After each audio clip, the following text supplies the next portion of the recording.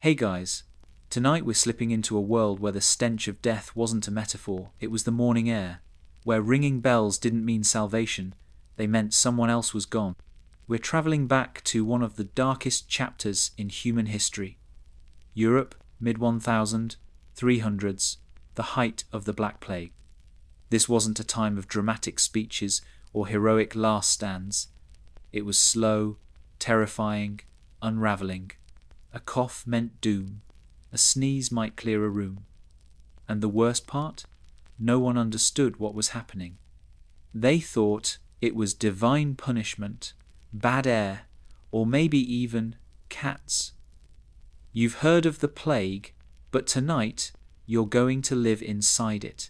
No safe distance, no bird's eye view. You'll smell the rot, hear the screams, and maybe if you're lucky, make it through just one day. So before you get comfortable, take a moment to like the video and subscribe, but only if you genuinely enjoy what I do here. And let me know in the comments where you're tuning in from and what time it is for you. It's always fascinating to see who's joining us from around the world. Now, dim the lights, maybe turn on a fan for that soft background hum, and let's ease into tonight's journey together. It begins before dawn. You wake up in darkness, and for a second, you don't remember where you are. Then the smell hits. Not your own. Though you haven't bathed in at least a week, that's normal, but something more pungent. Sour, wet meat and mouldy bread. It's seeped into the walls, into the straw-stuffed mattress beneath your back. You cough dry at first, then wet and feel the grime crusting your lips. You live in a small wooden house on the edge of the city wall, a tailor by trade, not wealthy, but not starving.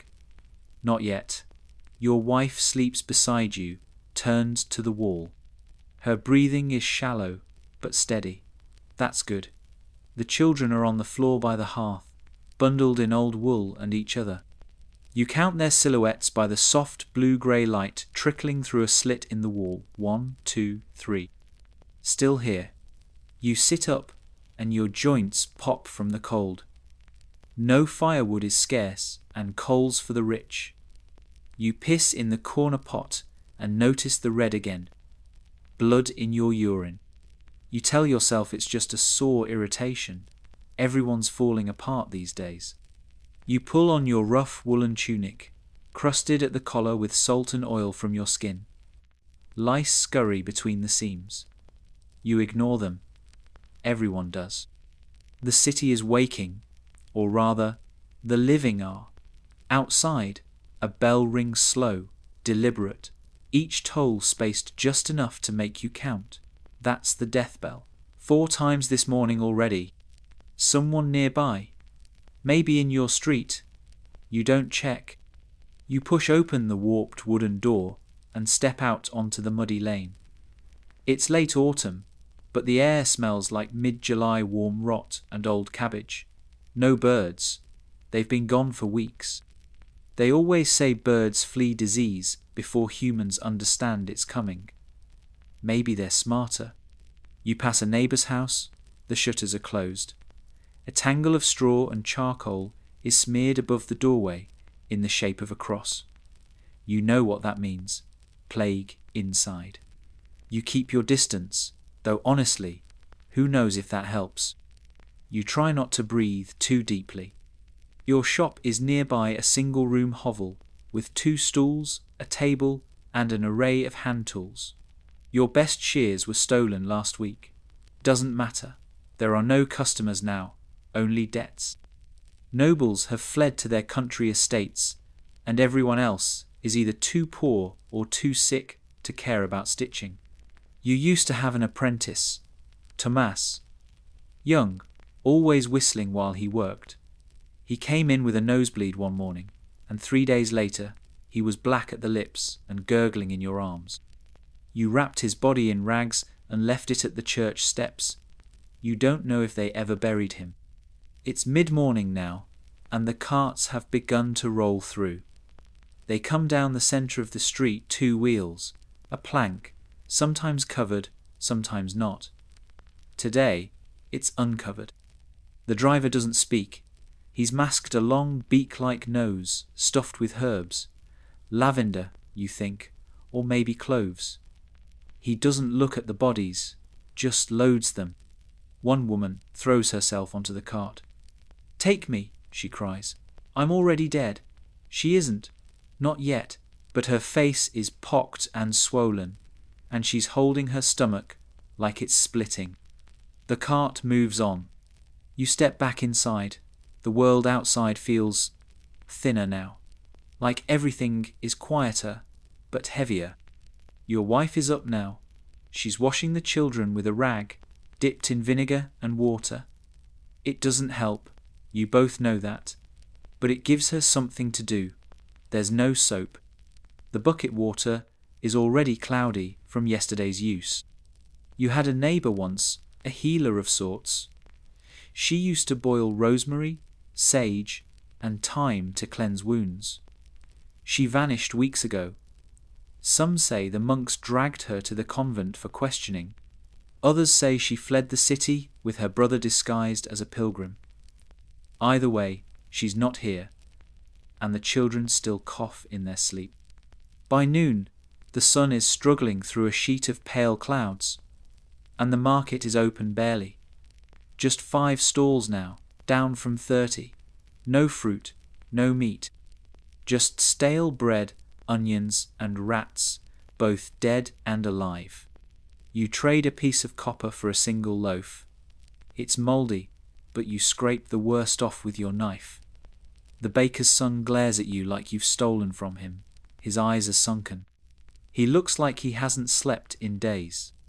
There's talk now, always whispers. They say the disease rides on the wind, that it seeps from sinners, that it came from the east with the traders and their silks, that the Jews poisoned the wells, that cats are in league with the devil. And yet no one stops to consider the fleas, the rats, the filth in the streets, the bodies left rotting beneath windows. You watch as a dog sniffs a corpse at the edge of the alley and licks the blood on the cobblestones. You return home with the bread. Your wife is silent now. The children are playing with a stick and a dead beetle. They laugh, and you feel something twist in your chest. You remember what it was like before. Before the sickness, the city was crowded and loud, annoying, yes, but alive. Bells rang for weddings, not deaths. Markets were filled with colour, spices, songs. You remember buying your wife a blue ribbon, once a luxury, and the way she smiled. Now, even colour feels like a sin. That night, you lie awake on the hard pallet, listening. It's quiet, save for the distant coughing, the crying of someone down the block, the slow creak of a cart rolling past in the dark. You hold your wife's hand and count your children again. 1, 2, 3. Still here. You close your eyes and pray. Not because you believe you stopped believing weeks ago, but because silence is unbearable. You dream of feathers falling, soft and black, coating the streets like snow. You try to catch one, but they slip through your fingers. They smell like burning. When you wake up, it's still dark. You cough. Something warm and wet fills your mouth. And that's how the day begins. You don't tell her. You wipe the blood from your lips with your sleeve, turn your face away from the dim light, and pretend you didn't feel that hot, metallic taste bloom in your mouth. It could be nothing. You tell yourself this, over and over. People cough. People bleed. People survive. But inside, something itches at your ribs, deep beneath the skin. Your wife stirs beside you. You don't move. She says your name quietly, more question than call, and you hum in response, enough to reassure. She settles. You wonder if she knows. Maybe she's pretending too. Your legs are stiff when you rise. No sunrise this morning, just a sickly yellow light filtering through the mist, casting everything in a bruised glow. It's cold. You feel it in your fingers before your feet hit the dirt floor. Cold means your body is still working. That's something. The fire's gone out again. The bucket is empty. You carry it out to the communal well, which reeks of old lye and damp stone. Someone scrawled a warning sign above it, a crude cross slashed with red ink. Some think the well is cursed. Others say it's safer than drinking rainwater off rooftops. You draw the water quickly, not daring to breathe too close. There's a girl waiting behind you, clutching a smaller pail with both hands. She's barefoot, wrapped in a ragged shawl, and she stares at you like you're already a ghost. She doesn't blink. You nod at her. She says nothing. Back inside, you pour a little of the water over your face, grit your teeth at the shock, and try to feel human again. You catch a glimpse of yourself in the polished iron scrap near the hearth, gaunt, unshaven, red-rimmed eyes and sunken cheeks. You look like someone who should be lying on that death cart, not walking past it. Your children are still asleep. You don't wake them. Instead, you try to work. It's laughable, almost. A threadbare jacket sits on your table, halfway stitched. The client never came back for it, probably dead. You consider finishing it anyway, out of stubbornness. The work is slow. Your fingers are stiff. Your vision blurs if you look too long at the tiny holes you're trying to push the needle through. But it's something to do, something normal. Normal is valuable now. Then the noise comes again, shouting in the street. Loud, frantic. You rise too fast and feel the world tilt for a moment. The shouting is closer this time. You step outside, cautious. A crowd is gathering near the church square. It's always the same when panic swells. People crawl from their holes, hoping someone has answers, or someone to blame. At the center of the commotion, a man stands atop a crate. He's wearing the robes of a friar, but they're dirty, torn, and stained. He holds a wooden cross in one hand and a lash in the other.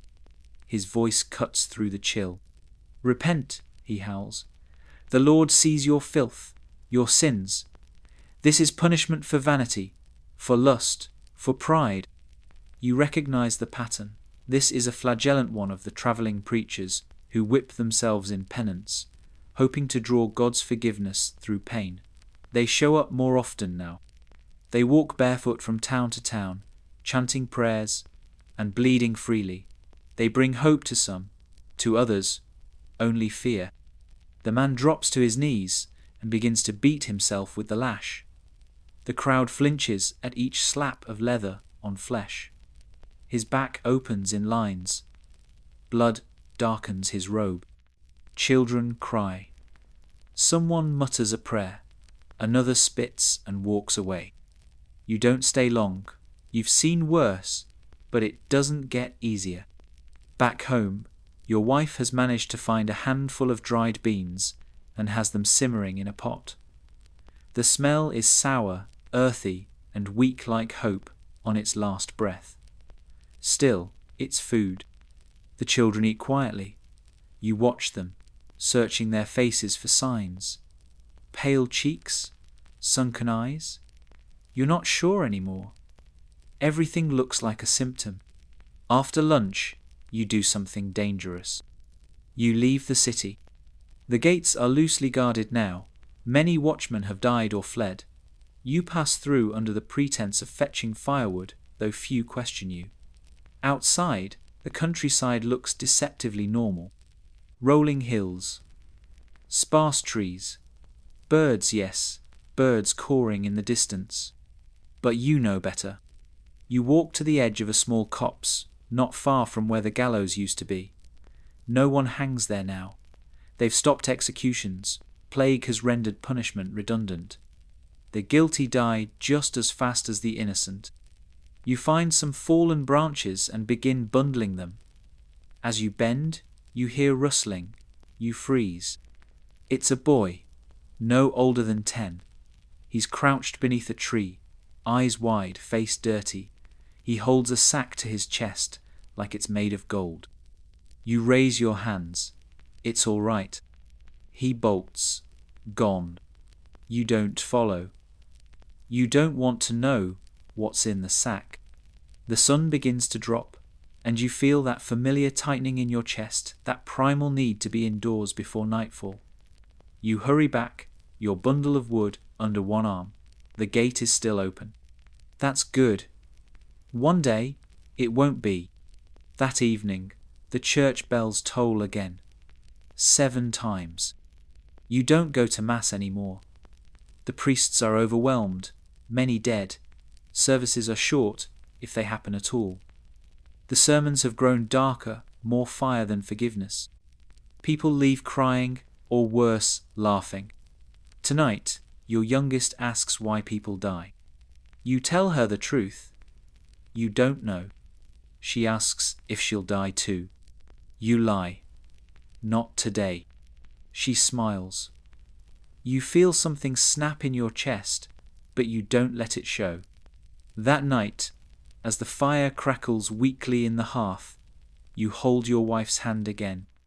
Her fingers feel warmer than usual. You tell yourself it's the fire. You count the children. 1, 2, 3. Still here. Your stomach knots. You feel the swelling in your groin, small, tender, a lump beneath the skin like a pea, pressed deep in muscle. You don't touch it again. You pretend you didn't feel it. You close your eyes and dream of rivers. Wide, rushing rivers full of white petals. The petals turn to feathers, then to ash. They choke the banks, pile high in drifts. You try to wade in, but the water burns. You wake before dawn again. This time, your breath feels heavier. You cough, and this time, the blood is black. Still, you rise. Because that's what you do. Because you're not dead. Not yet. And not today. You try to forget what you saw in the basin this morning. The thick clots in your spit. The way your breath caught like something tugged behind your ribs. You wash your face again and again, scraping at your skin until it burns. It doesn't help. Your wife watches you from across the room. She doesn't say anything, but her eyes narrow slightly. She knows. Still, neither of you speaks it aloud. Naming it gives it shape, and you're not ready for that. You try to act normal, to move slowly, to make the morning fire, to pretend like this is any other day, but it isn't. You can feel it. There's a cold blooming behind your ears, like ice threading into your skull. You keep blinking, like your eyes are full of smoke. The lump in your groin has grown. It pulses when you walk. You clench your teeth through the pain. You don't have time to be sick. There's no food left. You wrap a cloth around your mouth and step out into the street. Others do the same if they step out at all. You pass a woman kneeling over a body, weeping. You don't know if the corpse was her husband, her child, or just someone who died near her doorway. Grief doesn't distinguish. A man is burned alive 3 doors down. You hear the screams before the smoke rises. Someone says he was caught coughing near a tavern. Someone else says he was a thief. No one knows the truth. No one stops it. The tavern itself is boarded up now, its windows smashed, its ale long gone. You walk past a church and see the priest sitting on the steps, his robes filthy, his eyes glassy. He's muttering to himself, over and over, "I absolve you, I absolve you, I absolve you." You don't stop. The marketplace is emptier than yesterday. 1 stall, bread maybe, or turnips. You don't care, you just need something. You hold out your coin. The merchant, if he even deserves the name, won't touch your hand. He points with a stick, gestures to the pile. You pick a loaf, barely larger than your fist. It's hard as stone. You ask him if he's seen the apothecary. He laughs. In hell, maybe. You eat the bread slowly on the walk back, chewing each piece until your jaw aches. It tastes like dust and mold. It sticks in your throat. Back home, your wife is boiling something nettles, maybe, or dandelion roots. It smells like bitter tea and wet earth. The children are playing a game with stones and bits of string, chanting a rhyme that makes no sense anymore. You sit in the corner, try to breathe shallow, try not to shake. Your skin feels wrong, too tight, too warm, then too cold. Your armpits itch with a pressure that's no longer pain but heat. Deep heat, like iron placed beneath the skin. Your youngest daughter walks over and presses a flower into your hand, a crushed marigold from the alley. For the smell, she says. You cry for the first time in weeks. Just a few tears. Quick, quiet. You wipe them away and tell her thank you.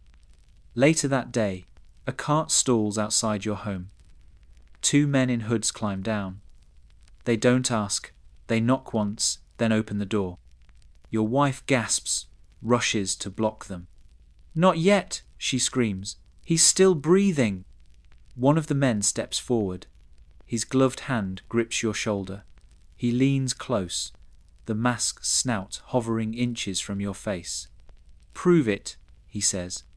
You stand, barely. Your legs tremble, but you force yourself upright. You smile, a hollow thing, stretched thin across your face. I'm working, you say. Still stitching, still feeding my children. The man watches you. Then, after a long moment, he nods. They leave. You collapse into the chair the moment the door closes. Your wife bolts it.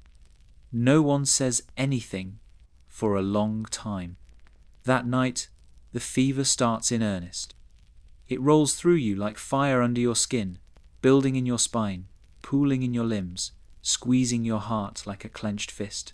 Your sweat turns cold, then burns again. You vomit into a bucket, then dry heave until your stomach twists.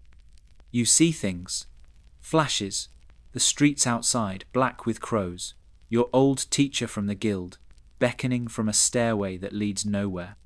Thomas, your dead apprentice, sitting at your work table, sewing his own hand shut.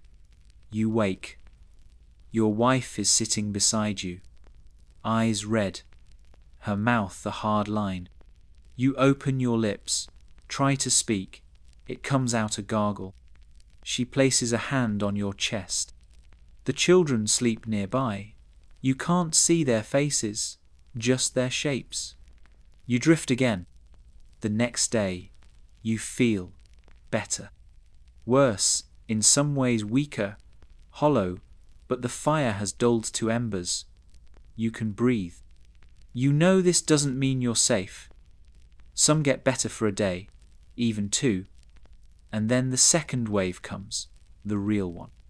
But some survive. You whisper it to yourself. Some survive.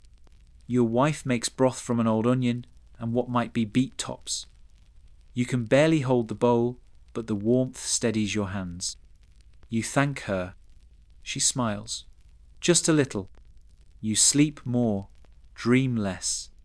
The next day, you feel well enough to sit upright, to hold your youngest on your lap, to whisper a story about kings and golden rings and magical pigs that never run out of meat. You make it up as you go. She laughs. The lump in your groin is still there, but smaller, maybe. Your fingers still shake. You're not out of the dark yet.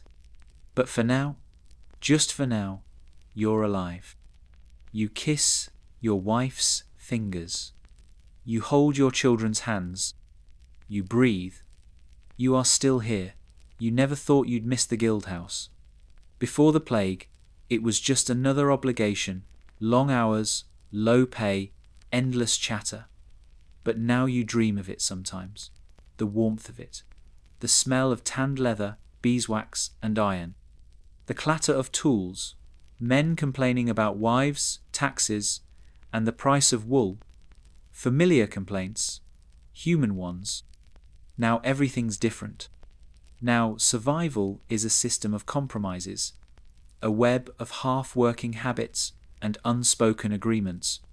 A chain held together by rot and superstition. Start with food.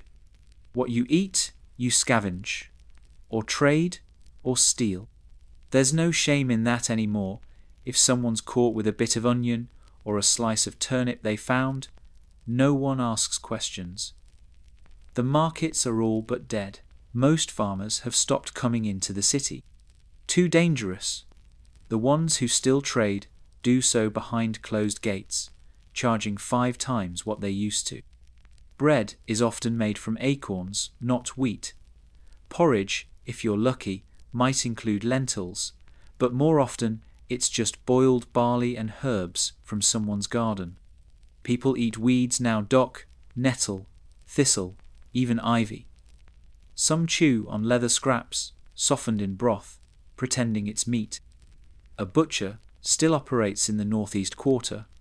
Rumour says he's selling dog. Or worse, you've seen him skin animals in the alley behind his stall. Once, you swear you saw a boot still on the leg. You never go back there. Water is just as grim. The well closest to your home has been fouled 3 times. Once by corpses thrown in during the riots. Once by a dead pig. Once, people say, by a jealous neighbour hoping to curse a family. Some boil their water. Most don't bother. Wood is too scarce, and the effort too great. Rain is collected in buckets, but there's no guarantee what's in it. Soot from the sky, bird droppings, ash from distant fires. A strange black film coats everything lately. The priests say it's sin made manifest. You think it's just the wind. Sanitation is a joke. You shit in a bucket and toss it in the street like everyone else. That's just how it's always been. The smell has gotten worse, though sharper, like vinegar and rot mixed with spoiled eggs. You try to avoid stepping in anything soft. Rats don't care. They're everywhere. In the walls, beneath the floor, in the beds. You hear them at night, gnawing. Some people eat them. Others believe they're cursed. One old woman swears they speak Latin and steal her dreams. You believe her. She hasn't blinked in days. When it comes to healing, there are 2 options: superstition or luck. The apothecary was among the first to go. He tried bleeding himself when the black swellings appeared on his thigh. Bled too much, bled dry. You heard his assistant ran, screaming through the square, covered in boils, reciting prayers backwards. Now, healing is a matter of guesswork and desperation. People boil herbs, wear talismans, smear themselves with ashes. Some hang dried frogs from their necks. Others burn sulphur in their homes, believing the smoke chases off bad air. A few smear excrement on doorposts to confuse the devil. You tried garlic poultices once. Your armpits burned for 2 days. Leeches are still popular, though no one really knows why. Some people turn to flagellants, self-harming pilgrims who offer prayers in exchange for coins or food. They say suffering pleases God, that by bleeding themselves they draw attention away from the rest of you. Maybe they're right, maybe not. They die just the same. Community support? That depends. Your neighbours used to be friends. You'd share meals, tools, stories. Now doors stay shut. Windows are boarded. People eye each other through cracks in the wall, wondering who'll be next. Trust is gone. Even kindness feels suspicious. That said, there are still moments. Someone leaves a half loaf on your step. No note, no knock, just bread. You don't question it. A girl next door sings to your children through the wall. A lullaby about rabbits and summer fields. Her voice is soft, hopeful. You cry, listening to it. One man in your street, a widower, former carpenter, now repairs carts and doors for free. Says it keeps him sane. Says the work reminds him of before. The baker's wife once brought your wife vinegar water when she collapsed. She didn't speak, just poured it into her hands and left. Small things. Glimpses of the old world. Ghosts of how it used to be. But the systems around you, the ones meant to protect, to nourish, to heal, they've collapsed completely. The monastery nearby closed its gates. Its bell rings now only for mass graves. The lord who ruled this quarter fled weeks ago, left a note pinned to his hall, God help you. Even the city guard has withered. Patrols are rare. Fights break out and no one intervenes. People steal livestock, burn homes, attack suspected plague bearers, and vanish without consequence. There's no law, no justice, no sense of order. You've learned to rely on rhythms instead. The cart that comes each morning, the quiet just before dusk, the coughing that begins in waves once the sun sets. And yet somehow people endure. Women boil roots, men dig trenches, children scavenge scraps and learn to hush their own hunger. Old men teach songs that outlive memory.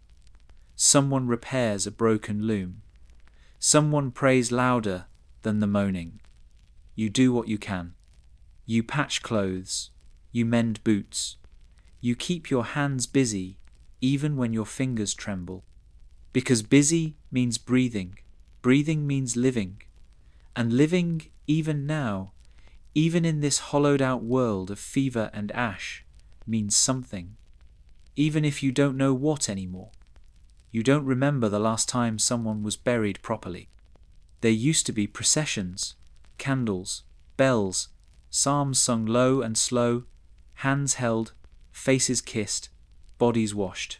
Now bodies are dumped, stacked, burned if you're lucky. You've seen it. There's a field outside the western gate, near the old orchard. It was beautiful once you remember walking there as a child, hiding in the tall grass, sucking juice from stolen apples. Now it's a pit, a wide, black wound in the earth. Each morning, carts roll in. Men in hoods unload the dead with the indifference of butchers, tossing limbs like logs. Some of the bodies are wrapped in cloth, most aren't. You see faces, eyes still open, mouths still wide. Some scream silently, even in death, jaws frozen mid-prayer. You went there once, when your neighbour passed. You helped carry her wrapped in her bedsheet, still warm. She had no family left. No priest would come. You said the words yourself. You didn't know what you were doing. You just spoke. Whatever came to your mind, a blessing, a memory, something about flowers and snow. She liked the snow. When you let go, she fell into the pit with a soft thud. The sound haunts you. Now, death comes unannounced, quietly or violently. Some go in their sleep. Others tear their own skin apart with fever. Some scream until their throats tear, begging for mercy, water, or someone to hold their hand. There's no dignity in it. You've learned to harden yourself, not to look too long, not to ask names. A child vanishes. The street goes silent. A scream from the next alley. Doors shut tighter. You've stopped counting the dead. There are too many. Too fast. The only thing you measure now is distance, how far the plague has crept, which houses still have smoke, which chimneys are quiet. But not everyone adapts by retreating. Some fight back in ways that don't make sense, but feel like action. There are people who drink molten lead, others who smear tar across their chests. Some believe in fire, that by setting homes ablaze, they can burn the evil out. Whole streets have gone up, families inside, too sick to flee. You've seen the flames rising above the rooftops, curling into the black sky like fingers. You've heard the screams. There are also those who revel in it. You'd never believe it if you hadn't seen it yourself. Dancers in masks, drunk on stolen wine, naked in the street, chanting nonsense and throwing coins. They call themselves the unburdened. They claim the plague is freedom, that it's proof the world was always a lie. You don't talk to them. You just watch from a distance. There's one woman, though the candle seller's widow, who does something you don't expect. She plants flowers, tiny yellow ones, marigolds, calendula, nasturtium, seeds kept in a pouch from better times. She plants them wherever someone dies, in corners, on steps, between cobblestones. She doesn't say anything, just digs a little hole with her bare hands and presses a seed in. She waters them from her own cup. No one stops her. People start copying her. Now, even in the filth, there are dots of colour. Hope buried in dirt and disease. It means nothing. It means everything. You adapt too. You build new habits. You start boiling everything: rags, clothes, water, even coins. You hang rosemary over your bed. You carve a small wooden charm and keep it in your pocket, not because it works, but because it reminds you of something solid. You trade sewing for favours now. You fix a soldier's cloak and get 2 onions. Mend a midwife's gloves and receive a poultice made of vinegar and sage. You sleep with a knife under your mattress. Not for rats. For people. There are more break-ins now. Desperate men. Desperate women. They don't always come to steal. Some want warmth. Some want company. Some want to forget. You keep your door barred. Your wife teaches the children how to identify fevers, how to recognize the swelling, what to do if someone stops breathing. They listen like little soldiers. Sometimes you wonder if this is all they'll remember, this narrow world of fear and filth. A lifetime inside 4 walls and shadow. But then your youngest finds a beetle and names it. Your eldest sings a song you forgot you'd taught her. Your son makes a doll from a spoon and scraps of string. They adapt better than you do. They don't know what was lost, only what is. The community shifts subtly. It doesn't grow stronger, not exactly, but it coalesces. You begin to learn who can be trusted, who shares food, who lies, who prays for others even when they're starving themselves. The butcher watches your house sometimes, arms folded, face unreadable. The girl next door, the one who sings, leaves herbs on your doorstep. Rue, feverfew, elderflower. The priest stops by once, says nothing, just leaves a candle on your step and walks away. You light it, for warmth, for memory, for something sacred. And when you sit by the fire that night, weak but alive, your wife beside you, your children curled up like kittens beneath blankets, you realize something. You are not just surviving. You are bearing witness to grief, to beauty, to horror, to the end of a world and the fragile, trembling beginning of whatever comes next. You begin to see them differently. The ones who still walk the streets. Before, they were neighbours, friends, rivals. Now they're categories. The clean, the coughing, the devout, the desperate, the mad. You learn to read people like maps, to sense danger in silence. to judge a home by the soot around its chimney or the smell drifting from its door. But behind all that, the fear, the food, the fire, is something deeper: belief. Europe in the 14th century was soaked in faith, not just religious practice, but a complete cosmology, a system of cause, effect, and moral certainty. Every sickness had a meaning. Every death had a reason. Every misfortune had a message from God. The plague shattered that. At first, people thought it was punishment. The sermons said so. God was angry. Mankind had sinned with pride, lust, gluttony. Cities were dens of corruption, and the Black Death was divine correction. Priests preached in the streets, barefoot and weeping, calling for repentance, flagellation, and self-denial. And people listened. They beat themselves bloody, confessed to crimes they hadn't committed, swore off sex, music, laughter. They carried banners of saints, chanted through the streets, and whipped their backs raw. But the deaths didn't stop. And so, the explanations changed. Maybe it was bad air miasma. That was a popular one. The stars had aligned wrongly, perhaps. Maybe the earth itself was rotting. Maybe it was the Jews. That lie spread like the plague itself. In Strasbourg, hundreds were dragged from their homes, accused of poisoning wells, burned alive in the town square.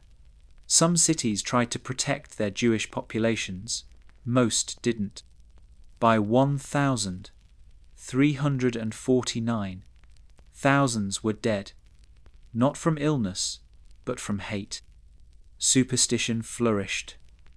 Amulets made from badger fat, prayers to saints whose names no one remembered, candles made of wax and human blood. Entire professions sprang up, selling protection spells and cures. Most were frauds. Some believed what they sold. All profited from desperation. The clergy suffered most of all. In theory, they were the link between heaven and earth, the intercessors, the protectors. But now they were dropping like flies. Entire monasteries emptied. Priests refused to deliver last rites. Nuns ran away from their posts. Those who remained were often the youngest, the greenest, the least prepared. The veil between the sacred and the mundane collapsed. And yet, faith didn't disappear. It twisted. Some became more devout, retreating into prayer, building private shrines, whispering rosaries until their lips bled. Others renounced God entirely, declaring him either dead or cruel. Most floated somewhere between, desperate for answers, clinging to rituals like driftwood in a flood. Social roles blurred under pressure. The noble woman who once bathed in rosewater now scraped lice from her children's heads. The merchant who wore silk now begged in rags. The beggar who once slept in the alley now guarded the door of a plague house, demanding coins for silence. But the old hierarchies didn't vanish. They rotted. Wealth still bought escape, if not from the disease, then from the horror. Nobles fled to country estates, bribed physicians to stay by their side, commissioned ornate masks stuffed with herbs. Some survived that way, most did not.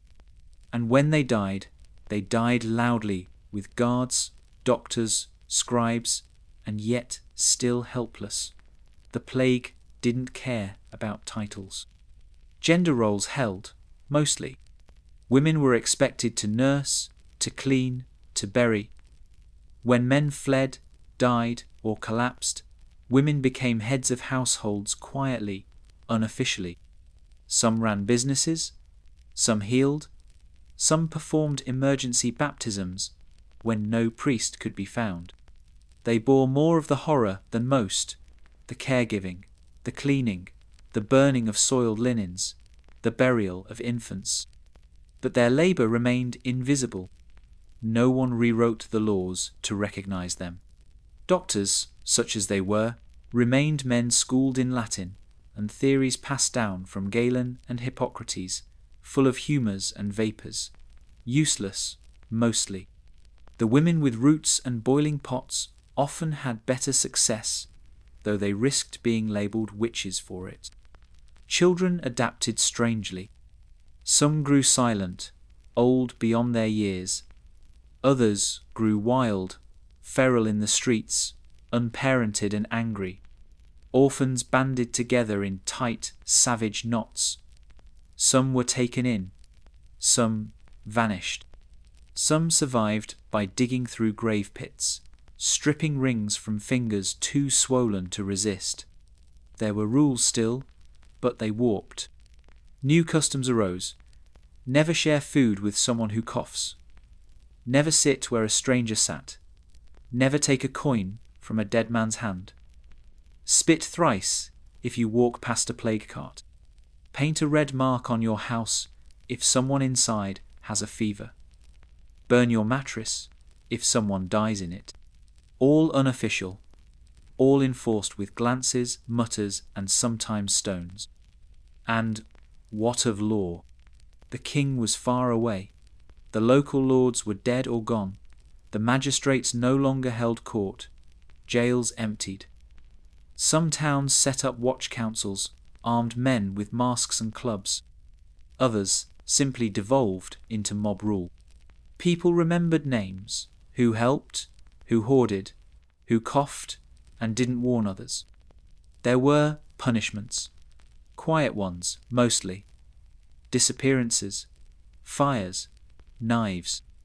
The Black Death did not just kill, it reordered everything. It stripped away the lies of stability. It exposed which beliefs could bend and which would shatter. It tested every bond, family, faith, love, and marked those who survived forever. And still, some chose kindness. Despite everything, the filth, the fear, the certainty of death, some gave what they had. A crust of bread, a cup of vinegar, a moment of song. They became anchors in a storm with no name. And slowly, in the cracks between superstition and ritual, something new began to grow. A different kind of understanding. Not certainty, but empathy. The plague did not only tear flesh, it tore assumptions. In the months and years following the first wave, Europe found itself riddled with contradictions. Corpses piled in the streets, while saints' bones were paraded in desperate processions. Priests abandoned their flocks, while peasants gave last rites to strangers. Kings made proclamations to empty cities, while teenage girls became their household's only physician. In this upside-down world, power flowed in strange directions. Take gender. Theoretically, the 14th century European woman was subservient, both in law and religion. She obeyed her husband, bore children, tended the home, and kept to modest silence. But plague does not observe patriarchy. When men died, and they died in enormous, disproportionate numbers, women inherited by default. Some took over workshops, others kept farms alive. Widows, who before might have been shipped off to convents or married off like livestock, suddenly held land, assets, decisions. Not all used it for gain. Some were too consumed by grief, but the shift was unmistakable. In France, chroniclers noted widows commissioning gravestones, sponsoring masses, managing servants.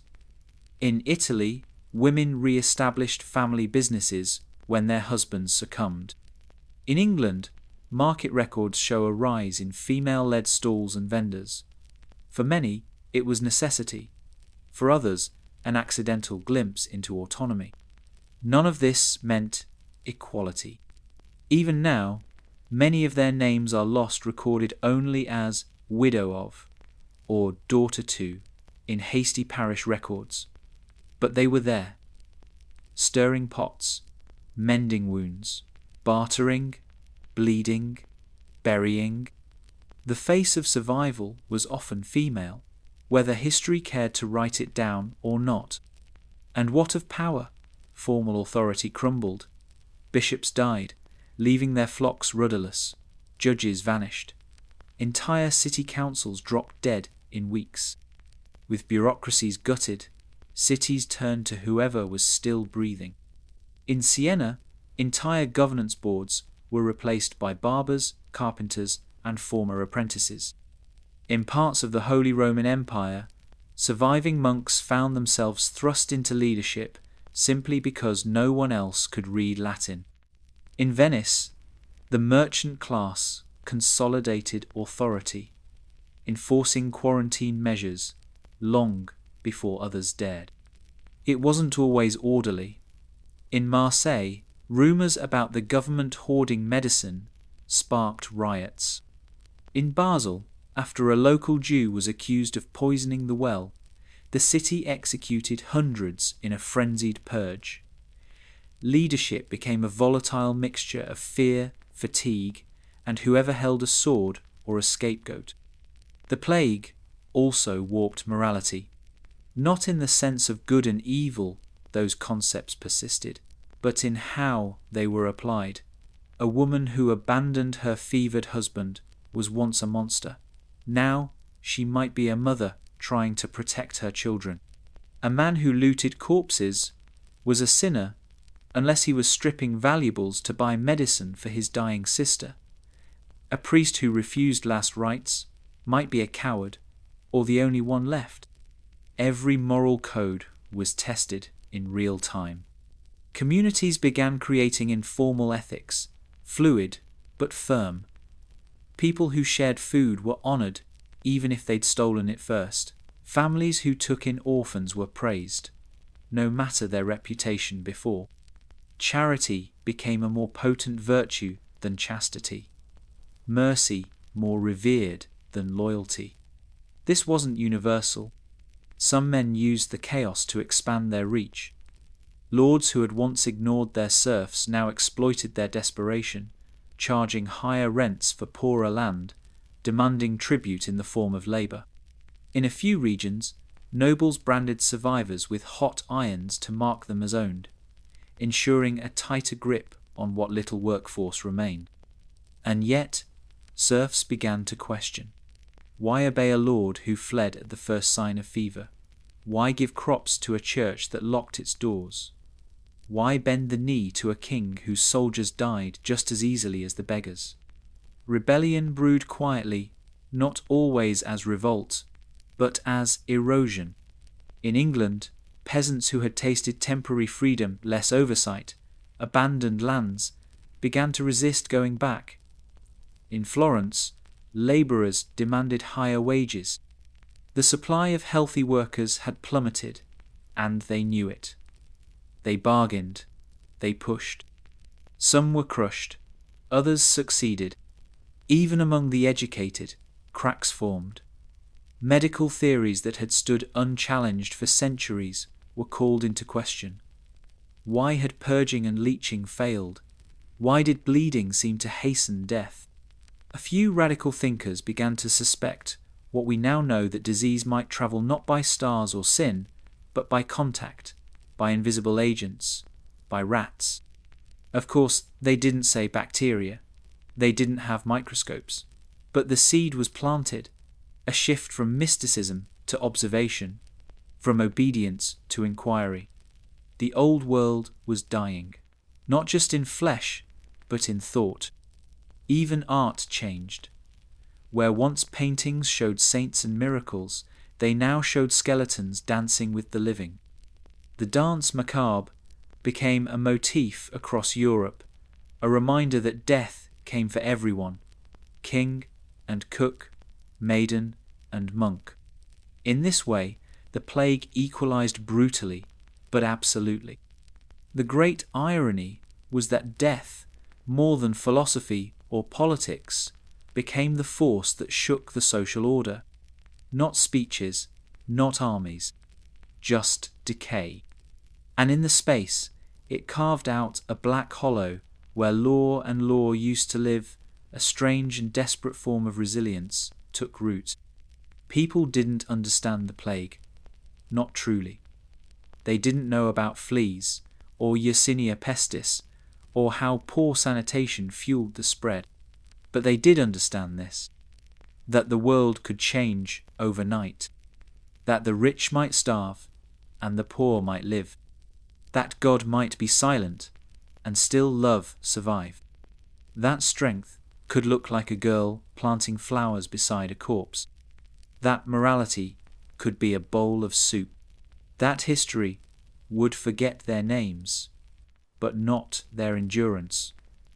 The Black Death didn't just kill people, it killed systems, trade networks, guild economies, feudal hierarchies, clerical tax structures, urban planning, even calendars. The cycle of holy days and market days broke down under the weight of mass burial and unrelenting silence. But the devastation wasn't random. It was selective. It carved through some structures like fire through dry wood and left others half-burned, misshapen, mutating into something new. To understand it, you have to picture the pre-plague world not as orderly, but as barely balanced. Europe in the early 14th century was strained, population-heavy, food-light, and rigid. Towns were crowded, sanitation non-existent. Farmland was overworked, and climate changes had begun to cool the continent. Famine struck in 1315, and its shadow lingered. The peasantry, the largest portion of the population, lived hand to mouth, largely tied to land they didn't own. Labourers had little leverage, lords had little flexibility. Food was barely enough, a fragile structure. Then came the rats, the fleas, the ships from the east, and death between 1/3 and 1/2 of Europe gone in a few short years. Suddenly, everything was upside down. The first to collapse were the labour systems. Fields lay fallow because no one was left to till them. Bakers died and ovens went cold. Tanners, blacksmiths, shepherds vanished. The trades that built daily life crumbled. A noble with 10,000 acres and no one to plough them was a noble on the brink of starvation. And so, for the first time in generations, labour had value. Wages rose if unofficially. The surviving workforce began to move, seeking better offers. Peasants left their manors, apprentices abandoned their guild masters. Even serfs began negotiating. In England, this panic birthed the Statute of Labourers in 1351, a desperate attempt by the monarchy to freeze wages at pre-plague levels and make it illegal for peasants to refuse work. It didn't work. The law existed on paper, but reality had shifted. Entire villages were empty. Lords offered bonuses, land, and food to attract workers. The labour shortage became a political time bomb. By 1381, it exploded in the Peasants' Revolt. Led by a former soldier named Wat Tyler and inflamed by a radical preacher named John Ball, thousands marched on London. They didn't just want lower taxes, they wanted recognition, autonomy, the end of serfdom. The revolt was crushed, Tyler, executed in public. But the idea didn't die. The old manorial system had already begun to rot. The plague just hastened the decay. And what of trade? Before the plague, Europe's cities were connected by thin, delicate threads of commerce cloth from Flanders, spices from the Levant, wine from Burgundy, salt from the Atlantic coast. These routes didn't stop completely, but they staggered. Ports closed. Ships were quarantined, one of the few real innovations of the time. In Venice, A 40-day isolation, a quaranta journey, became standard for suspected plague vessels. The term quarantine was born there. Merchants, once cosmopolitan wanderers, became pariahs. And yet, some grew rich. Those who survived had less competition. Trade monopolies expanded. Goods became scarce, and thus more valuable. Entire merchant families, like the Medicis of Florence, leveraged this moment of collapse into empires. The cloth trade, in particular, rebounded faster than others. Clothing became a symbol of survival, mourning garb, plague masks, linen burial shrouds. Dyers, weavers, fullers, and tailors, those who didn't die, found themselves busier than ever. The city, too, changed shape. Urban planning had long been an afterthought. Towns grew where they pleased, buildings stacked like firewood, streets winding like veins. But after the plague, some cities cleared space, removed slums, built wider roads. Paris, Florence, and London all saw rudimentary attempts at reorganization. Public fountains were installed, open sewage ditches were reluctantly covered, new walls built, quarters redefined. It wasn't altruism. It was fear. Disease had shown how vulnerable cities were not just to illness, but to unrest. When the dead outnumbered the living, law faded fast. The rich began to see that survival meant investing in infrastructure. But the fear ran deeper. Governments began to track movement. Towns kept lists of who entered, who left, who coughed. Some cities required health certificates, others banned foreigners entirely. In Milan, entire families were walled into their homes if one member showed symptoms. These were early forms of bureaucracy, civil record-keeping, population control. The state, in its primitive form, began to grow teeth. And beneath all of it was the economy. Coinage warped, incomes became volatile, gold and silver were hoarded, church tithes collapsed as congregations died and donations dwindled. Wealth concentrated in strange places. A gravedigger might earn more than a parish priest. A survivor might inherit the holdings of an entire extended family. Suddenly, the poor weren't always poor. The rich weren't always secure. The economic landscape had become a lottery, brutal, but undeniably fluid. In this chaos, some found opportunity. A peasant with a strong back and a bit of cunning could climb further in a generation than his grandfather could in 3. A widow with 3 surviving children might gain land, run a shop, remarry into wealth. Guilds took in new members to replace the dead, sometimes ignoring rules of lineage and blood that once barred outsiders. The plague, in all its horror, had cracked open the walls. Not shattered them, not completely, but weakened. It showed that systems were only as strong as the people who sustained them. That food doesn't grow by decree. That gold doesn't protect against coughing. That kingdoms can bleed. And that, sometimes, the survivors rewrite the rules. By the end of it, Europe didn't look like Europe anymore. Not in maps the borders still held, but in soul, in rhythm, in memory. The Black Death was not a single event. It came in waves, in 1347, in 1349, in 1361, in 1374. It returned again and again, like a wound that refused to close. By the time it finished its first great sweep, as many as 50 million were gone. Cities shrank, villages vanished, entire family lines ended without a whisper. And yet, the world did not stop turning. That was the strangest thing. The trauma was colossal, biblical, almost unthinkable, and still, the fields needed ploughing, the bread needed baking. The children, those few who remained, needed raising.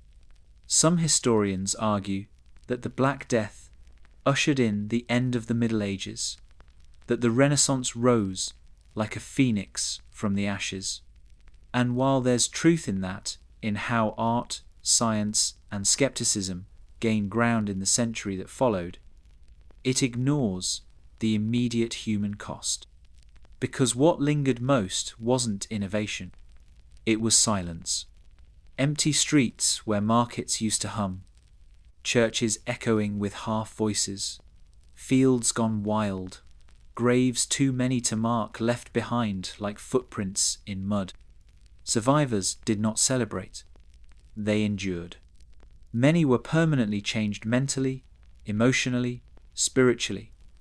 A kind of generational shadow settled over those who lived through it. Some became more devout, building shrines in every room. Others turned bitter, cynical, hoarding food and refusing to touch their own children. A few went wild hedonists, drunkards, wanderers, not because they were weak, but because they had seen too much. Survivor's guilt wasn't called that yet, but it was everywhere. Writers described it in fragments. In Florence, Giovanni Boccaccio chronicled a group of young nobles fleeing to a country estate while plague ravaged the city, telling stories to pass the time, pretending the world hadn't just cracked open. In England, chroniclers scribbled half-finished sentences, sometimes interrupted by death. Monks switched handwriting mid-page. Whole paragraphs end with nothing but a line and a name crossed out. Death left fingerprints in the margins. Art changed. So did architecture. Grave markers became less about saints and more about mortality. Skulls, hourglasses, scythes, visual memento mori. Cathedrals built during and after the plague often incorporated more light, as though trying to make space for the souls who had vanished so quickly. But more than the imagery, it was the philosophy that shifted. Human fragility became central. The idea that life was short, chaotic, and sacred in its impermanence. From that tension, new questions bloomed. What does it mean to live well? Who deserves power? What is knowledge? Can suffering have meaning? The universities, those that survived, began to rethink medicine, slowly, painfully. Old texts were copied and recopied, but a new skepticism crept in. Maybe it wasn't the stars. Maybe it wasn't sin. Maybe there were things unseen. It would take centuries for germ theory to emerge. But the first cracks in the old order had formed. So, too, with class. The plague didn't abolish feudalism, but it broke its back. Serfdom waned, wages rose, land changed hands. When peasants revolted, they did so with the bitter knowledge that the system had failed them in their hour of need. The divine right of kings no longer felt quite so divine when those kings had fled behind stone walls and left the dying to their fate. The church lost authority, not because God had failed, but because his messengers had. People still prayed fervently, but they began to trust their own instincts more than the pulpit. Folk medicine, village healers, midwives, all grew in prominence. So did astrology, alchemy, and occultism. If traditional religion couldn't stop death, then perhaps the stars could, or the elements, or blood. For every loss, a ripple. For every grave, a vacuum. Even population trends changed. Fewer people meant more resources per capita. Forests regrew, game returned, food scarcity temporarily eased. It didn't last, but for a time, the survivors inherited a quieter, greener Europe. And from that quiet, a question began to echo. What now? What do you build when half your world is gone? For some, it meant rebuilding the same structures, patching the holes, pretending nothing had changed. But for others, it meant experimentation, new trade routes, new art forms, new philosophies, new gods. In some parts of Europe, Jewish communities, after being violently purged, were slowly invited back. The same towns that had burned them in panic now needed their skills, their knowledge, their connections. It wasn't justice, but it was a bitter kind of irony. Elsewhere, formerly rigid guilds opened their doors to younger workers. Landowners sold property to commoners. Monasteries restructured. The plague had shown one undeniable truth. The system was only as strong as its weakest node, and no one, no matter how wealthy, could face it alone. That lesson sank in.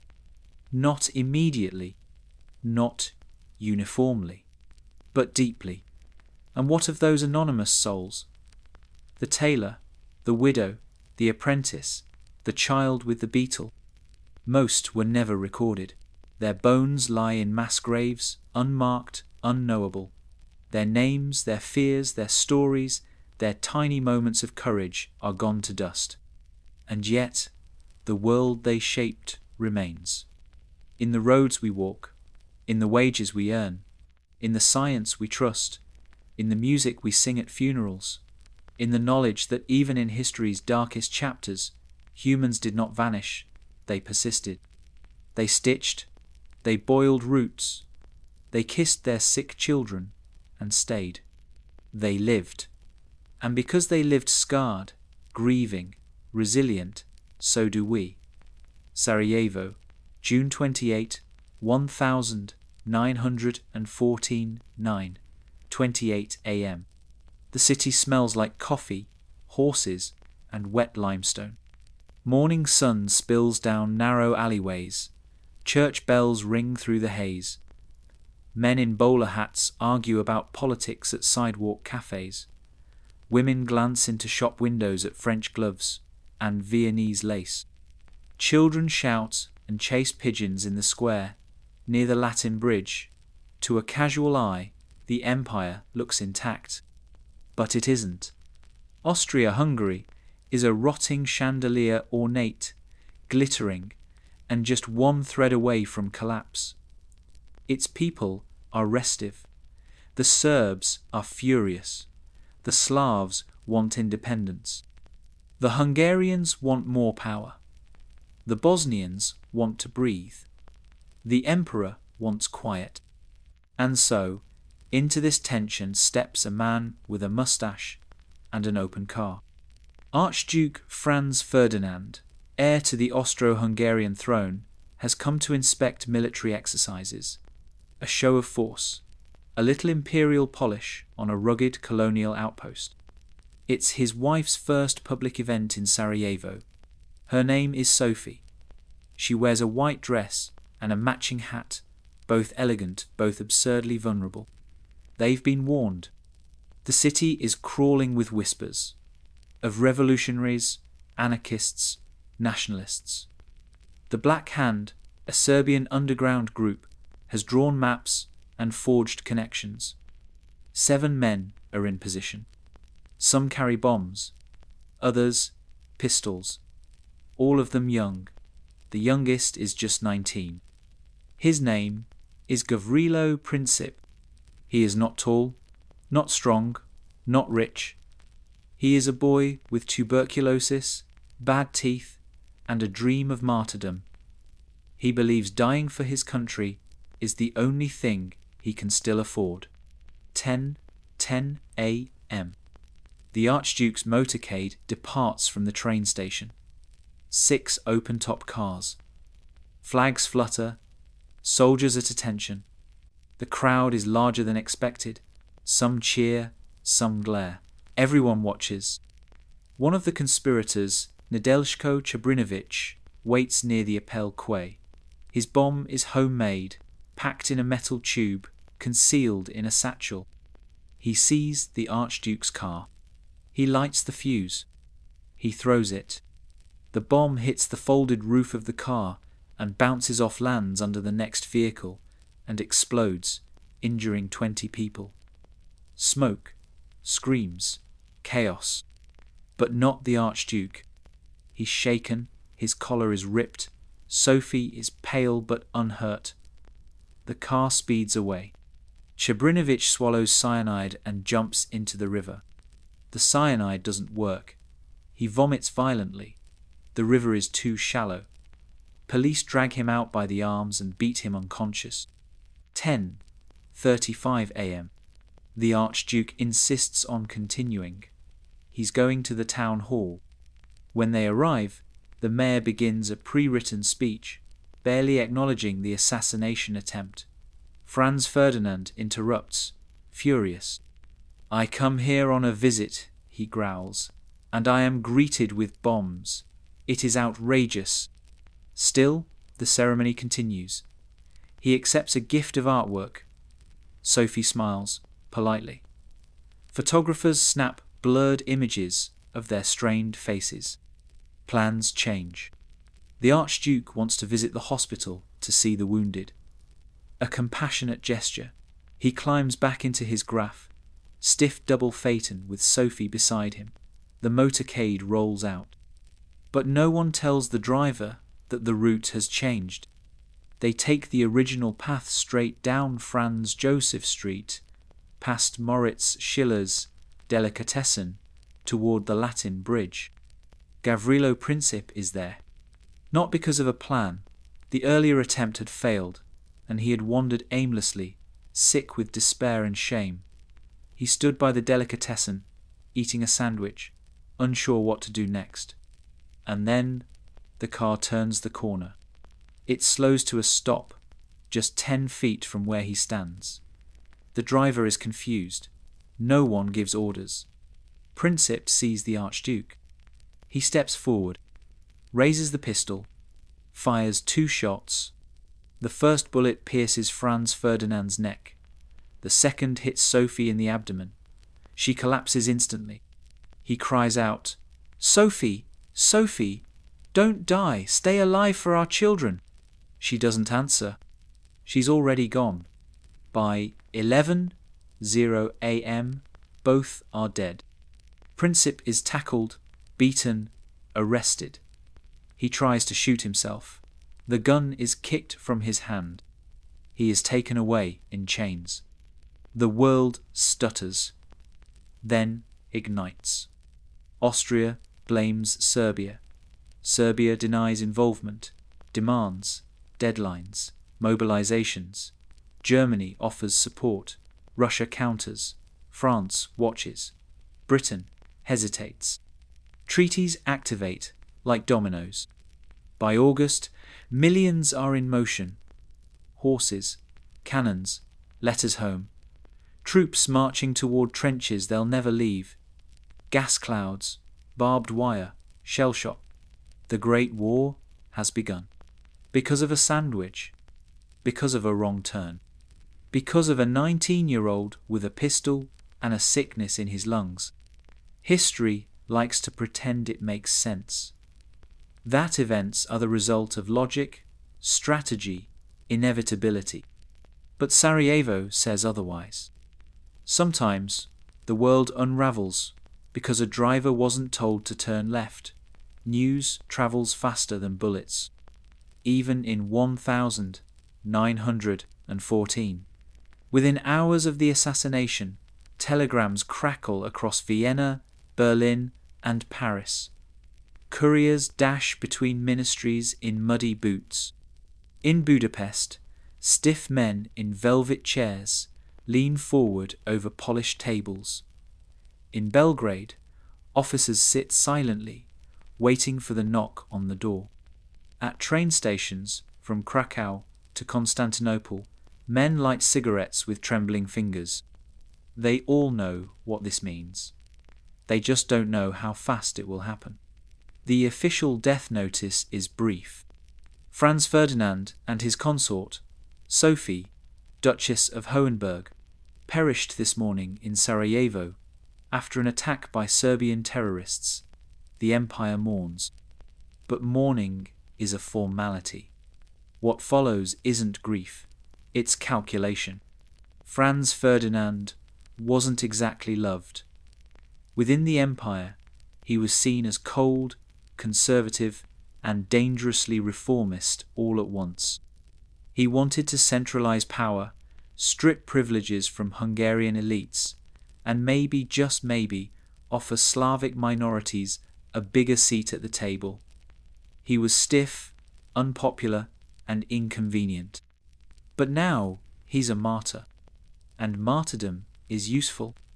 The Austro-Hungarian Empire needs a reason to reassert itself to flex, punish, and remind the Balkans who rules whom. Serbia is small, proud, and increasingly independent. It's a tinderbox of nationalism, especially after its recent victories in the Balkan Wars. Now Vienna has its spark. They spend weeks crafting an ultimatum 25 demands, each more humiliating than the last. Austria knows Serbia can't accept all of them. That's the point. It's not diplomacy. It's provocation dressed in parchment. Serbia responds with restraint. They accept most demands. They beg for negotiation. Austria doesn't care. On July 28, exactly 1 month after the assassination, Austria-Hungary declares war on Serbia. The clock starts ticking. Russia, as Serbia's Slavic patron, mobilizes its army. Germany, bound by treaty to Austria, declares war on Russia. France, tied to Russia, mobilizes in turn. Germany, paranoid about a two-front war, executes the Schlieffen Plan, swinging its forces through neutral Belgium to knock France out quickly.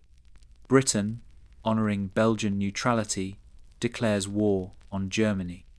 In just over a month, the entire continent is pulled into the meat grinder, and the world watches in horror and awe. Newspapers print photographs of the Archduke's blood-stained uniform. Headlines scream, "The spark that lit the powder keg." Political cartoons show Europe as a row of dominoes. Postcards are printed showing Princip's mugshot stamped with the word murderer. In some Serbian homes, he's a hero. In Austrian homes, the devil. But the people don't yet grasp what's coming. They think it will be fast. Home by Christmas. In Berlin, young men sing as they march. In London, girls throw flowers at departing regiments. In Paris, artists paint war posters in bright, heroic reds and blues. No one is prepared for what it actually looks like, because this is not war as their fathers knew it. This is industrial death. Machine guns that chew through flesh faster than cavalry can ride. Barbed wire stretching for miles across open country. Artillery shells the size of bathtubs, vaporizing men before they hear the sound. Trenches flooded with blood, rats, and the smell of ammonia and rot. Gas, yellow-green clouds that melt lungs from the inside. And, worst of all, the stalemate. The front lines barely move for 4 years. Men die by the thousands to gain 6 feet of mud. And when they fall, someone else is sent to fall on top of them. All of it from one moment. From one pistol, one turn, one car that never should have gone down Franz Joseph Street. Back in Sarajevo, the site of the assassination becomes a shrine, then a crime scene, then a tourist stop. A bronze plaque is installed on the sidewalk where Princip stood. It reads, "Here, on 28 June 1914, Gavrilo Princip proclaimed liberty." Later, it's torn down, then replaced, then removed again. History cannot decide what to do with the spark. It only remembers the fire. But the truth is simpler than any plaque. No one wanted the war that followed. Not really. Not the way it happened. The empires didn't crave 4 years of trench warfare. The generals didn't ask for 15 million dead. The soldiers certainly didn't expect to drown in mud, gas, and terror. But once the pieces were set in motion, momentum replaced strategy. Pride overrode reason. Treaties overrode restraint. Everyone thought backing down would be weakness, that it would be dishonor, humiliation, national suicide. And so, instead, they chose actual suicide. They marched. They shot. They bombed. They bled. And 4 years later, when the smoke cleared and the last bodies were counted, they looked back to a warm June morning in Sarajevo and a boy who fired 2 shots from 10 feet away and asked themselves the same thing. How did it come to this? They took his gun, his cyanide, and his freedom. Gavrilo Princip didn't fight when they dragged him from the cobblestones outside the delicatessen. His thin body folded under the blows, fists and boots from every direction. He bled from the mouth. His arm broke. One guard kicked his ribs until something cracked. He said nothing. Not yet. The authorities moved quickly. He was arrested, isolated, interrogated. But there was a problem. Gavrilo Princip was just 19 years old. Under Austro-Hungarian law, that meant he couldn't be executed. He missed the age of legal capital punishment by just 28 days.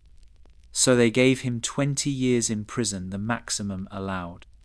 He would not survive 5. His cell was underground in the fortress of Theresienstadt, now in what is the Czech Republic. It was damp, lightless, bone-cold. The guards fed him little. Rats lived better. He was refused blankets, sunlight, books. They shackled him by his ankles and wrists. Tuberculosis bloomed in his lungs. He began wasting away within months. His already thin frame shrank to less than 90 pounds. His right arm, shattered by police during his arrest, became infected.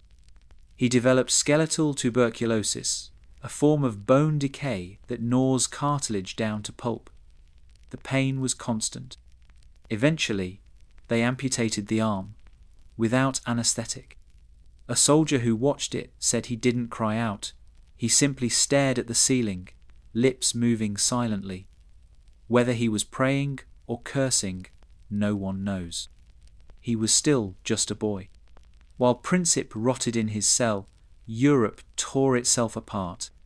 He never saw the war he helped create, never watched the trenches fill with water and blood, never saw the fields of Verdun or the gas clouds over Ypres, never heard the whistles before the charges, never saw the numbers, 20 million dead, 21 million more wounded, empires erased, monarchies overthrown, a century twisted.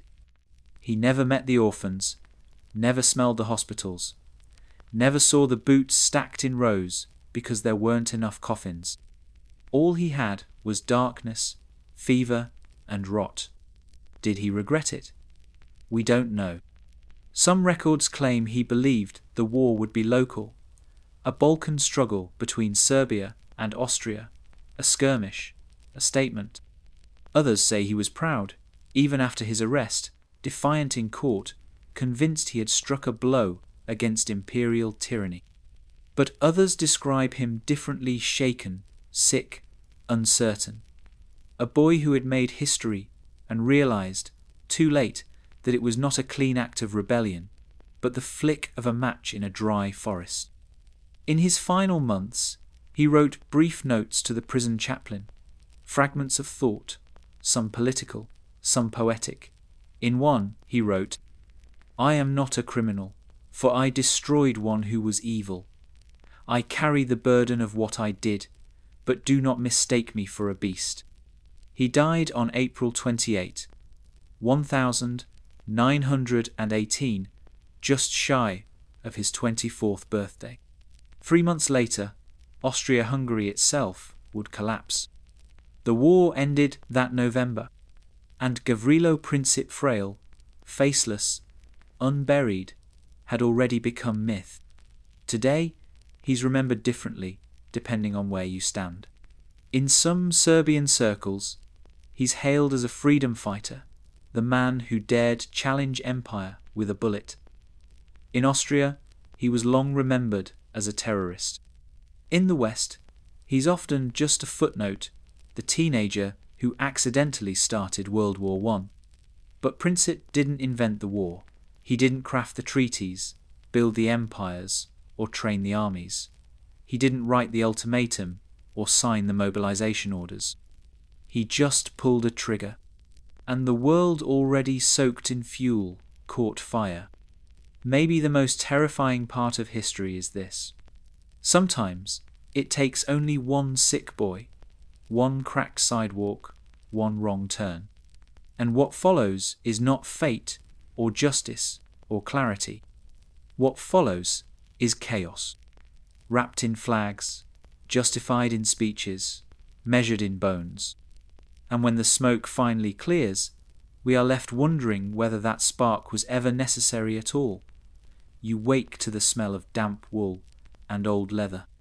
It's cold, not the kind of cold that stings, but the kind that seeps into your boots, into your bones, into the back of your skull, where the ache never leaves. The sky is grey and low, like it's pressing down on the world. Fog rolls between the trees. Everything is wet. You are a legionary of Rome. You belong to the 9th Legion Hispana, nearly 5, 0 strong, hardened, feared, a ghost wall of metal and discipline. You've served in Germania, in Judea, in Hispania itself. You've seen cities burn and rebels broken. You've built roads that may outlast empires. But this land is different. This is northern Britannia, the edge of the known world. The locals call it Caledonia. Rome calls it unfinished. And today, you march north. The orders came at dawn. Mobilize, all of you, full column, 30 miles through the wilderness. No maps, just a direction. Scouts report uprisings near the Highlands tribes gathering again. Unsettled, uncooperative, as always. You don't ask questions. You eat a lump of barley bread. Cinch your belt tighter. Check your gladius. The metal is pitted with rust. The scabbard stinks of mildew. Still, it cuts. You fall into formation. The first step is the hardest, the moment your feet leave stone and touch mud. The Roman roads don't reach this far. The terrain swallows them. The trees here lean in strange directions, like they're watching. You march in silence. Only the sounds of boots in muck, armor creaking, breath puffing in clouds. There are hills, then bogs, then dark, dripping forests, then more fog. The centurion gives no speeches. He barely speaks at all. You've served under him for years, but now his face is drawn tight. He smells the wrongness too. By midday, your cloak is soaked through. The rain isn't heavy, just constant a mist that clings. Your feet go numb. The weight of your pack becomes part of you. The line stretches for miles. And still no enemy. No sign of a village. No scouts returning. Just the forest. And the quiet. By evening, the column stops near a bend in the river. Not a real camp, just a huddle of tents and shields jammed into the earth. Fires struggle to light. The wood is too wet. You eat dried peas and salted meat, chewing until your jaw hurts. A boy from Gaul says he heard something in the trees. You laugh at him, but inside, something twists. The night falls without stars, no moon, just the black, the kind of dark you can't breathe in. You pull your cloak tighter, try to sleep. try to ignore the whispers that drift between tents. The prayers, the mutters, the mutiny in your gut. Sometime before dawn, the screaming starts. One voice, then two, then 10. You stagger out of your tent, sword drawn. The air smells wrong, like iron and rot. Something wet slaps against your foot. You look down. It's a hand. Not armoured, not Roman, small, blue with cold. And then the horn blows. You rally blindly, instinctively. The formation breaks. No one knows where the attack is coming from. Arrows whistle out of nowhere. Men fall, not in lines, in heaps. Silent, fast. You see movement in the trees, shadows, with axes, with teeth, with nothing but stone and rage. The Caledonians. They don't fight like soldiers. They strike, then vanish, hit and run. Strike and melt. You chase into the woods and find only mist. You stab into ferns and hit nothing. By dawn, a third of the legion is gone. The centurion calls for retreat. You try to regroup. But there's no direction, no roads, no signposts, just wilderness. And something else. Something older than Rome, older than roads. Something that lives in the earth here, in the stones, in the trees, with faces carved into their bark, in the circles of standing stones that no one talks about. Men begin to whisper about curses, about blood oaths, about druids who never died. You slap a man for speaking Latin backwards, a protection spell, he says. You don't sleep that night. You listen, and the forest listens back. The next day, it gets worse. You march in circles, same tree, same rock, the same stream, or one that looks like it. Maps make no sense. The sun won't come out. Birds are silent. Horses bolt. The standard bearer loses the eagle for a moment, and you feel the entire legion panic. That night, you hear chanting. Not Roman, not words. Low, rhythmic, inhuman. The men don't ask who's making the sound. They just pack what they can and start running. The formation breaks for good. You run too. Some head south, others vanish into the trees. The 9th Legion begins to dissolve. You drop your shield to move faster. You toss your kit. You keep your sword. By the time the sun rises, you are alone. And you realize something terrible. There is no trail back. Not because the path is lost, but because it was never there. You walk for hours, then days. You find no sign of the others, no fires, no bones, just empty forest and the heavy sound of your own breathing. You begin to question if you ever existed. If Rome itself was a fever dream, a distant city in marble and gold, built by people who don't know what it means to vanish. You carve your name into a tree, not because you think someone will find it, but because you want to remember what it sounded like. They were supposed to be unstoppable.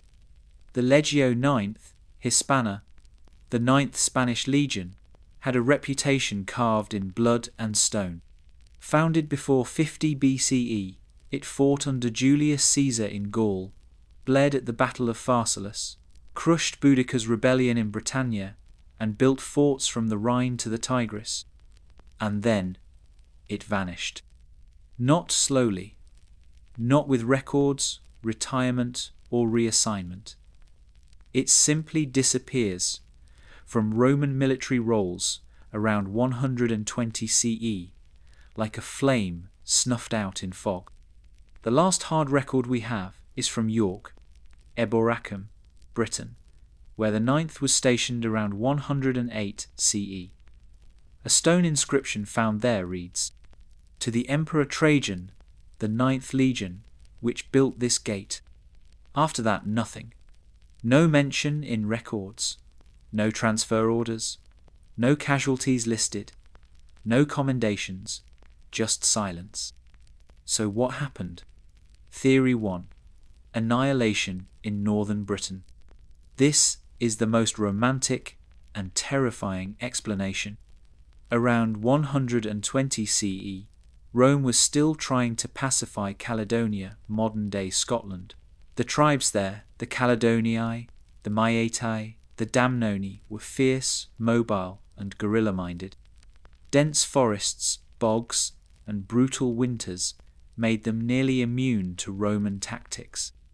If the 9th marched north, out of York, into that wilderness, and never returned, it's possible they were wiped out to the last man.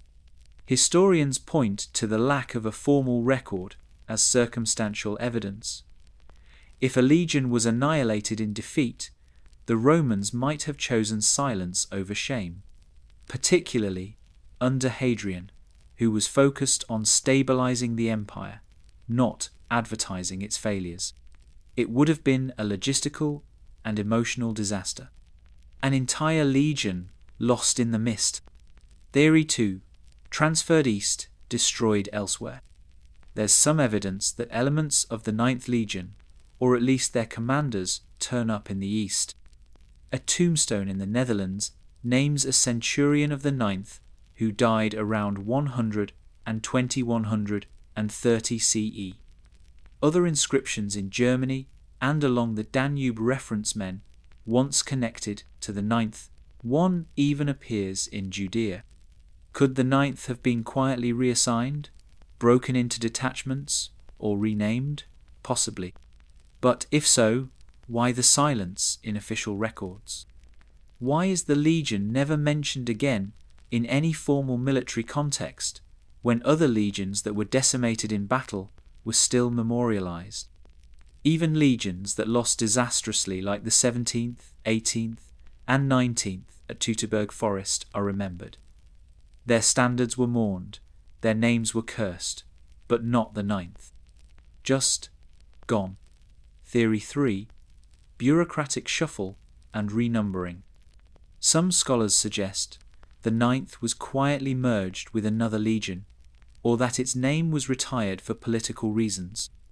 Maybe the 9th suffered a heavy loss, not total destruction, and rather than rebuild, the empire simply absorbed its remnants elsewhere. Paperwork in the ancient world was spotty, inconsistent, and often destroyed. Fires, wars, and time-eroded archives. This theory is the most mundane and the least satisfying. Theory 4. Myth. Making. The disappearance of the 9th has become legend.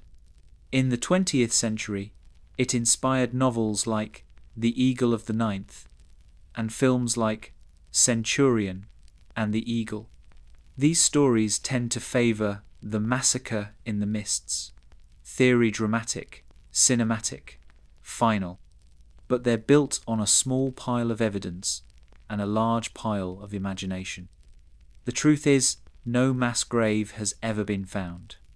No battlefield, no abandoned fort still full of arms. The 9th didn't leave behind a scream. It left a pause. And that's what haunts historians. The gap. Rome was meticulous in bureaucracy. Inscriptions, praetorian lists, victory arches, tombs, census rolls. So when a whole legion, a professional military machine, disappears, people notice. It's like trying to find a black hole by watching the stars around it. There's one more theory. Less academic, more psychological. They were meant to vanish. Not by Rome, but by fate, as a warning. A reminder that even empires with gods on their coins can choke on fog and fail to come home. That the forests of Britain are older than Latin. That some lands are not meant to be ruled. And that even the mightiest can become myth, not by glory, but by silence. You've forgotten the names, not your own. that's long gone. But theirs. The boys from Gaul who sang while they marched. The centurion with the split lip who read Cicero aloud at campfires. The scout with the crooked jaw who once swore he saw a goddess in the mist. You remember their faces, but not their names. They don't come to you in dreams, they come in fragments, a footstep behind you, a voice half heard, the sound of steel drawn from a scabbard no one carries anymore. You are not in Rome. You are not anywhere, really. You live near the edge of a marsh now, a low croft with a moss-covered roof and walls that sweat in the cold. The locals call you a ghost, a madman, a relic.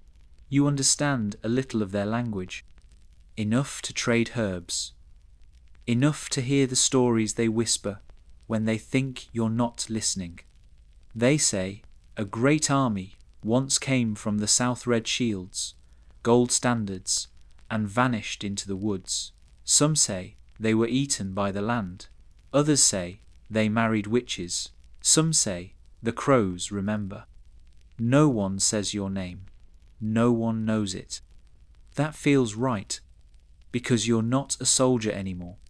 You're just the echo of one. You still carry your gladius.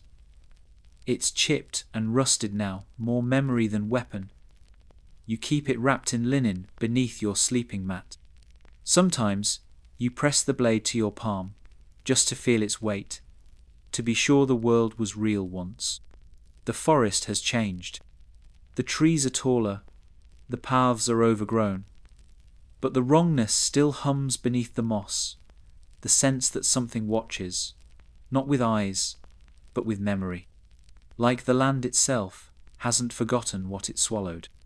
You tried to go back once, south, toward the roads. You found pieces, a bronze buckle in a stream, a rotted sandal half buried in peat, a legionnaire's helmet still intact, still polished with the skull still inside. You left it where it lay. You remember the last night, the way the mist curled into camp like smoke, the silence, the birds that stopped singing, the sound, not a scream, not speech, but a drum from deep in the woods, not made by human hands. The centurion lit every torch he could find. The fire didn't help, it just made the shadows darker. They came before dawn.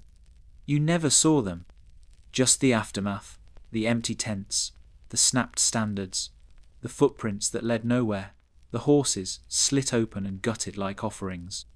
The river running red, even though there was no body in it. You were the only one who woke up breathing. You don't remember how you ran, or how long. You only remember the sound of your own breath breaking in your throat. Now, you wait. You tend a garden, you watch the stars, you listen to the trees, just in case they speak again. You mend fishing nets for a village that doesn't ask questions. And when the children bring you offerings, bones, coins, rusted nails, you tell them stories. Not about Rome, not about glory, about silence, about remembering. Sometimes they ask, "Where did the soldiers go?" You smile. You say, "They went home." They nod. They don't know what that means, neither do you.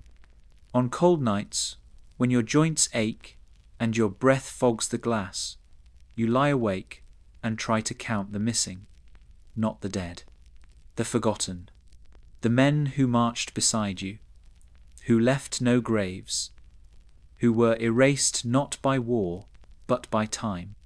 You try to picture their faces, but all you see are helmets, stacked in the moss, waiting to be found. And, in the distance, beneath the soil, you feel something shift. Still watching, still listening. In the city of Chang'an, the air was heavy with perfume and blood. The year is 690 CE. China is at the height of the Tang dynasty, one of the most glorious eras in its 50-year history. a civilization of silk, astronomy, paper, algebra, and bureaucratic poetry. The empire stretches from the Himalayan foothills to the Korean peninsula.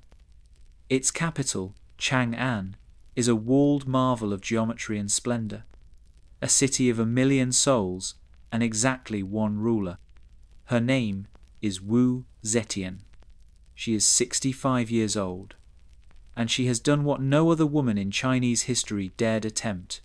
She has taken the dragon throne, not as empress consort, not as regent, but as emperor supreme, unchallenged, God-chosen ruler. And if you think that title came peacefully, you don't understand Wu Zetian, because this is not a Cinderella story. Wu wasn't born a peasant girl who charmed her way into court. She was born into a wealthy, aristocratic family in 624 CE, raised in a household where girls were allowed almost scandalously to read and write. By 14, she was literate in classical Chinese, well-versed in Buddhist scripture, and more educated than most of the men who would later try to overthrow her. She entered the imperial court at 14 as a concubine to Emperor Taizong. There were hundreds of concubines. She was ranked 5th tier low, invisible, and yet she watched. Learned court politics, names, rivalries, egos, who drank too much, who gossiped, who was cruel to their servants. She observed. When Emperor Taizong died, Wu was supposed to be sent to a Buddhist convent, the traditional fate for an imperial concubine with no heirs. She was shaved, cloistered, exiled from the capital. But she came back. Within a year, she returned to the palace, this time as the lover of Taizong's son, the new emperor Gaozong. Let's pause for a moment. That's the former concubine of your father returning to court as your partner. It was scandalous, blasphemous. The court was horrified. Wu didn't flinch. She gave Gaozong children, 3 sons. She earned the title of Empress Consort, replacing the reigning empress who had once ordered her exiled.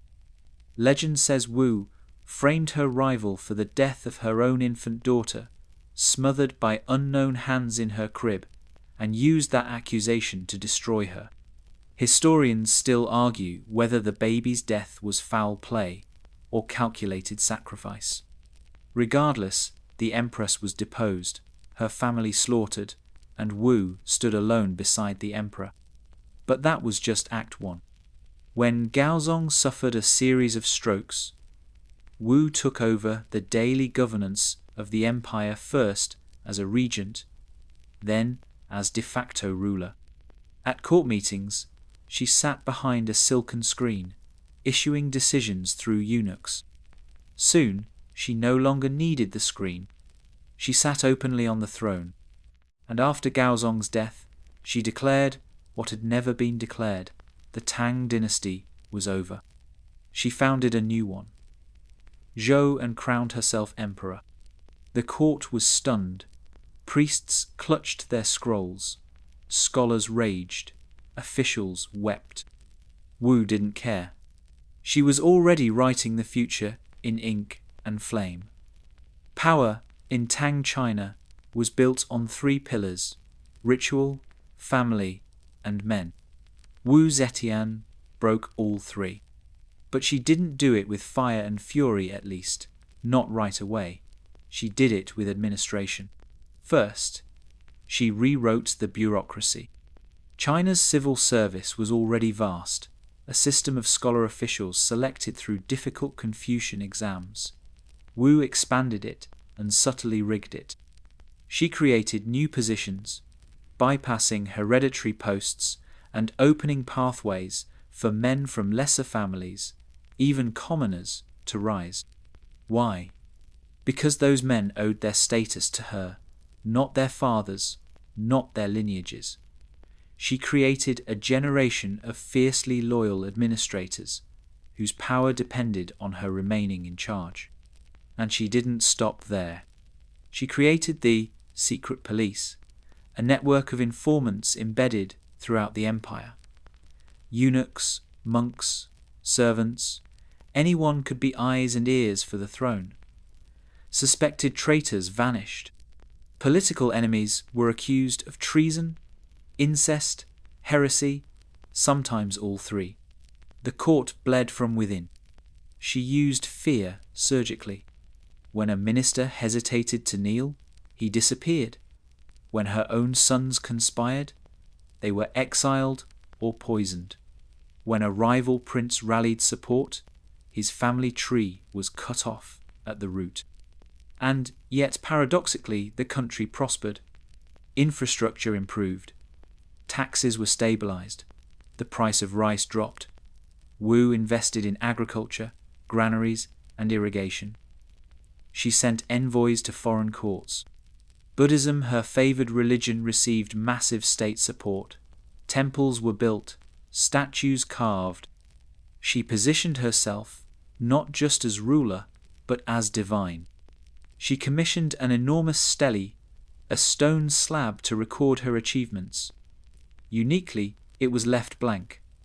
She declared that her legacy would be judged by history, not inscribed by her own hand. A propaganda masterstroke. She also mastered language. Wu introduced new Chinese characters, symbols, crafted by her scholars to describe her rule. Characters meaning righteous rule and sacred authority appeared on imperial edicts. She was literally rewriting the language around herself. And then there was the poetry. Wu was a patron of the arts. Her court produced volumes of verse, music, and paintings glorifying her reign. She surrounded herself with scholars, scribes, and calligraphers. Some hated her. Many admired her. All served her. Even the official histories written after her death by Confucian men couldn't deny the stability of her reign. But the tension never went away. The tension of a woman on a throne meant for men. Confucian scholars called her unnatural. They feared not just her power, but the precedent. If one woman could rule, why not others? Wu anticipated this. She launched a campaign to redefine the role of women in Chinese society, at least temporarily. She invoked ancient queens and goddesses. She encouraged Buddhist texts that argued women had souls equal to men. She even claimed to be a reincarnation of Maitreya, the future Buddha, and people listened. Because in a time when male emperors had poisoned their brothers, squandered taxes, and fled palace coups, Wu delivered. She governed. She punished corruption. She protected her supporters. She expanded imperial examination access to include people from regions and classes long excluded. She didn't play by the rules. She rewrote the rules. But it came at a price. Her enemies whispered. Her allies trembled. No one in the palace felt safe. Her sons grew distant. Her advisors wore fake smiles. The walls of Chang'an glittered, but behind them, the court festered with paranoia. She knew it couldn't last forever. But Wu Zetian had never believed in forever. She believed in legacy. By her mid-70s, Wu Zetian ruled from a palace of mirrors. Not metaphorically, literally. She had mirrors installed in her throne room, said to reflect the soul, to expose lies. Ministers were forced to bow before their own reflections as they delivered reports, unable to lie without watching themselves do it. Her body had begun to fail. Her mind had not. She wore cosmetics made from crushed pearls. Her face powdered, lips painted, hair arranged with jeweled pins, each more like a dagger than an ornament. But beneath the robes and incense, her vision was narrowing. The palace grew colder, the air thicker. Even her closest allies walked more carefully. She had taken the throne decades earlier by burning the blueprint of what a ruler was supposed to be. And now, the empire wasn't sure what came next. A woman couldn't pass power the way a man could. There was no clean succession path. Wu had sons, but she didn't trust them. They had plotted, rebelled, disappointed. Still, time was winning. She grew ill. Rumors swirled of strokes, of dementia, of ghost voices whispering in her dreams. She dismissed them. In 705 CE, palace officials forced her to abdicate gently, quietly, with ceremony and submission, but with steel behind their bows. The crown was returned to the Tang dynasty. Her reign and her self-declared Zhou dynasty was erased from official record. Not vilified, just removed.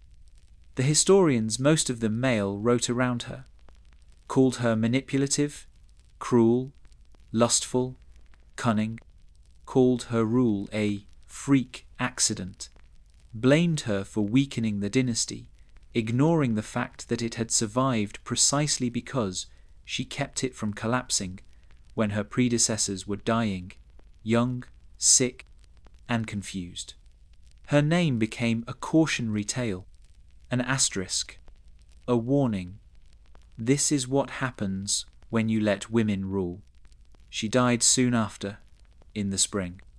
No great final words, no dramatic deathbed conversion, just breath leaving a body that had outlasted a dozen emperors, 2 dynasties, and 1,000 enemies.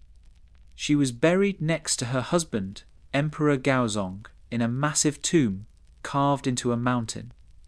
Their stone coffins were set beside each other in equal rank, and above her grave they carved a blank stele. No inscription, no name, just a smooth, towering tablet of stone, as if history itself couldn't agree what to write. To this day, that stone remains. You can visit it. You can stand beneath it and feel its weight.